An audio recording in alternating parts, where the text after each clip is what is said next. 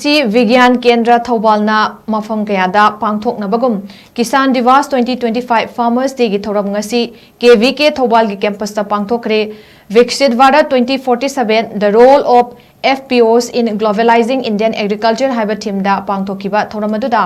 District Agriculture Officer Thoubal TH Joy Prakash Thoubal Municipal Council Ward number 9 gi caretaker councillor W Ibo Chauba Amadi KVK Thoubal gi Senior Scientist and Head in Charge Dr. KS Premlata Devina Athoiba Mithung Singh Oina Sarukyaki Thoramgi Mapung Oiba Saruk Am Oina KVK Thoubal gi Makhada Leiriba Kakching Amadi Thoubal District ki Khangatlaba Farmer Manga da Khudol Pot Piduna Pukning Thaugatpaga Loinana Union Minister of Agriculture and Farmers Welfare of India Shivraj Singh Chauhana Viksit Bharat Guarantee for Rozgar and Ajivika Mission Gramin Viksit Bharat Ji Ramji Bill 2025 ki matangda Rajasthan